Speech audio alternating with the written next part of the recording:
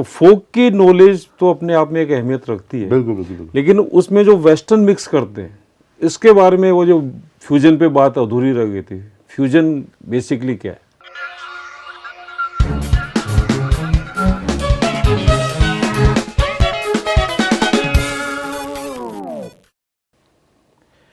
Fusion basically actual में क्या है कि दुनिया के जितने भी म्यूज़िक हैं उसको मिला के जो उनका अच्छा लगता है कोई मैटर, तो उसके साथ में आप, जैसे ड्रम्स बाहर का है तो वो आप क्लब कर सकते हैं हमारे किसी रिदम के साथ में। जाकिर हुसैन ने बहुत काम किया है इस फील्ड में।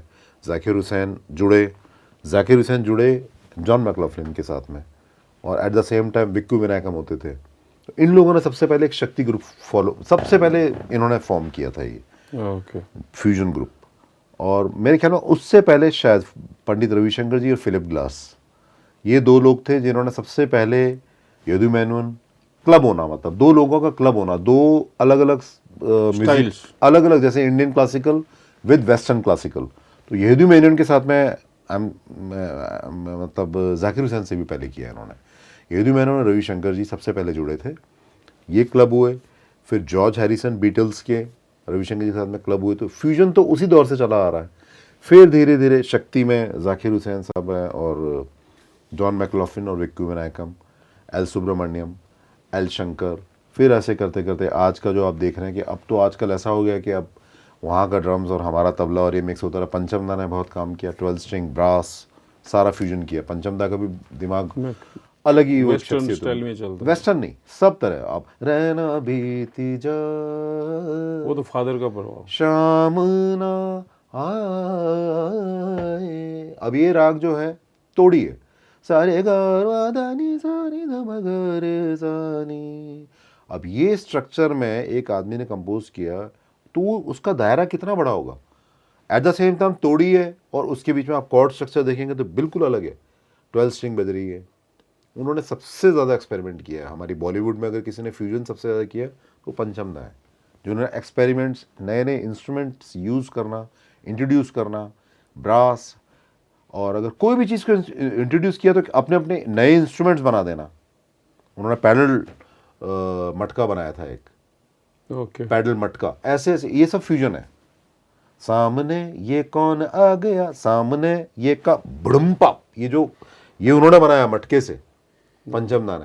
या चेलो का, वो शोले का अगर आप थीम देखेंगे तो जब गब्बर सिंह बोलता है तो ता एक पीछे चलता है और तानपुरा बेसुरा बज रहा है, और एक वाटर ड्रम जिसको ट्रक के टायर से साउंड निकाला उन्होंने। तो ये इस तरह के लेजेंड्स जो हैं जिन्होंने फ्यूजन ऐसा इस मुकाम तक लेके, कुछ सोच नहीं सकता आदमी, आम आदमी नहीं सोच सकता है।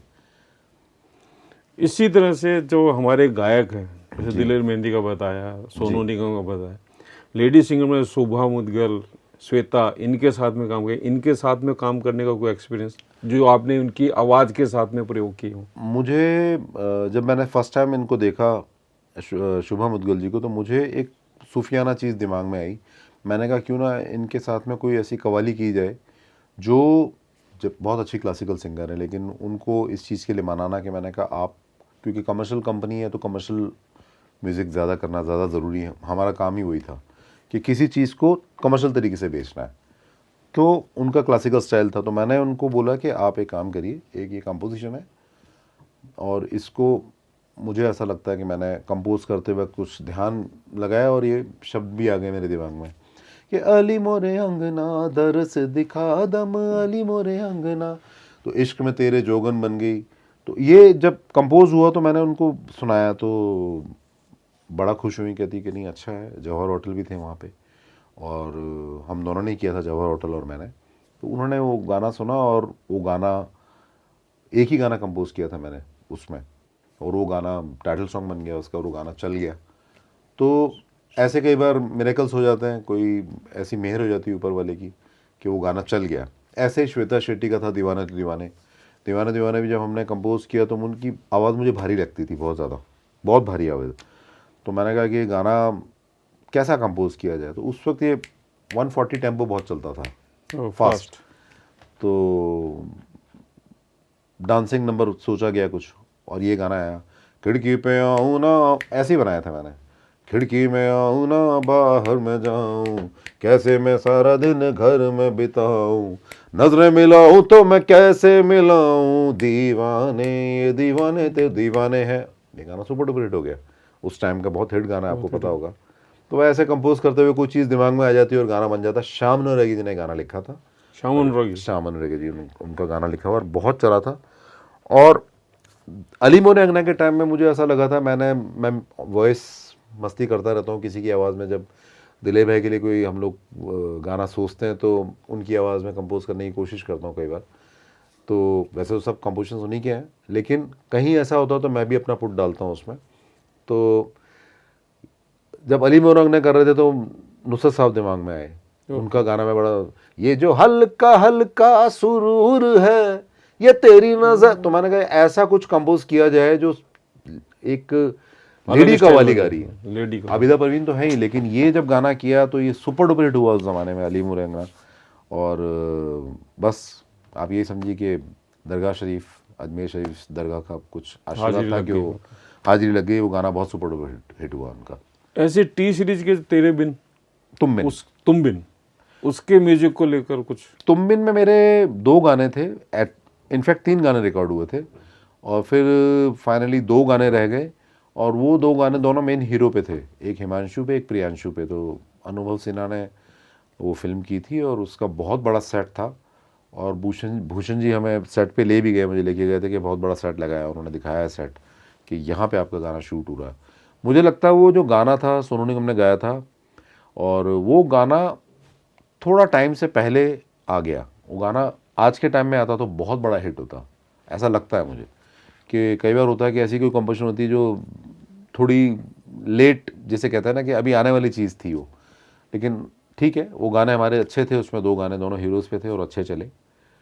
तो ये एक्सपीरियंस था उसमें तुम बिन में।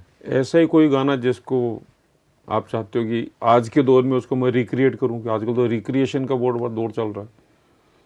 नहीं, मैं चाहता हूँ कि नया ही कुछ कंपोज किया जाए, क्योंकि म्यूज़िक में रिक्रिएशन जिन्होंने, मुझे ऐसा लगता है कि जिसने पहले जो बनाया था उसने शायद गलत किया, इसलिए लोग रिक्रिएट करते हैं। ऐसा नहीं है, मैं रिक्रिएट करना ही नहीं चाहता। मैं चाहता हूँ कि कोई नया कंपोजिशन किया जाए, उसके साथ में कुछ जो भी है। अब पंचम दा के गाने को लोग आज की डेट में रिक्रिएट करते हैं, वो तो सब रिक्रिएट करके गए हैं, उनसे अच्छा थोड़ी कर सकते हैं आप लोग। कि वो तो लता जी बोलते हैं, सब कुछ बोलते हैं कि हमारे गाना का तुम सत्यानाश कर क्यों कर रहे हैं? आप नया बनाइए ना, जब उन्होंने बनाया था तो आप भी बना सकते हैं, वही 12 स्वर है, तो आप भी कुछ नया क्रिएट करिए, मेरा ऐसा मानना है। ओके। तो मैं रीमिक्स में भी बिलीव नहीं करता हूँ और रिक्रिएशन में भी बिलीव नहीं करता हूँ, लेकिन ठीक है, आजकल कवर लोग बना रहे हैं और कर रहे हैं और करना पड़ भी जाता है। कवर वर्जन का मैं तो व्यक्तिगत रूप से तो विरोधी हूँ, नहीं, क्योंकि वो जो मेलोडी उन्होंने जो create cover version is not a bad thing, क्योंकि उसके अंदर जो टीसीज ने किया था वो सेम ही करते थे। हाँ, सेम ही करते थे। मैं कह रहा हूँ कि जब कुछ नया अरेंजमेंट, कोई किक डाल देना उसमें अपनी तरफ से, अपना कुछ अरेंजमेंट, अपनी कोई एक मेलोडी उसमें डाल देना, क्योंकि पंचम दा जैसे गाने दोबारा उसके आप क्या कर सकते हो? सब तो उन्होंने गाना, इसका मतलब कुछ कंप्लीट छोड़ा था जब आप कर रहे हैं, करना ही नहीं चाहिए आपको। वो लेजेंड्स हैं, उनके गाने को हाथ लगाना मतलब आप भगवान को आप बोल रहे हैं कि नहीं इसमें कुछ त्रुटि है। कोई त्रुटि हो ही नहीं सकती, इतना अच्छा काम किया है इन लोगों ने। उस चीज़ को तो फॉलो ही नहीं कर सकते। जैसे मदन मोहन के जो ट्रैक्स पड़े हुए थे कंपोज के, जिसपे वीर जरा का पूरा म्यूजिक बना, जी, तो जावेद साहब ने उस पर गाने लिखे। बिल्कुल बिल्कुल। मेरे ख्याल से वो है कि संजीवनी वो ट्रैक्स इसलिए देते कि उसकी आत्मा को ना मारा जाए और इसके ऊपर ही वो क्रिएशन किया जाए। बिल्कुल बिल्कुल, that was a hit. That was a hit. आप देखिए, इस टाइप का कोई हो कि जो आपके जहन में चलता और अभी तक आपने नहीं किया, तो आप 2 लाइन हमारे को। अब देखिए, कोई नया, कोई आप जैसा बोल रहे हैं कि कोई एक राजस्थान के हमारे डेफिनेटली जो श्रोता सुन रहे होंगे, कोई ऐसा ज़रूर होगा कि जो कहेगा कि इस तरह का काम किया जाए। तो जब ऐसा मौका मिलेगा तो डेफिनेटली नए गाने बनाएंगे और उन नए गानों को हिट करेंगे डेफिनेटली, और कर भी रहे हैं। मैं भी कुछ प्रोडक्शन यहाँ पे आया हुआ हूँ, तो मैं कर रहा हूँ, कुछ रिकॉर्डिंग हमारी चल रही है यहाँ पे, और जिसमें अच्छे अच्छे बॉम्बे से कलाकार जुड़ रहे हैं साथ में। तो कुछ नया आएगा और लोग उसको एंजॉय करेंगे डेफिनेटली। अभी बहुत कुछ आएगा।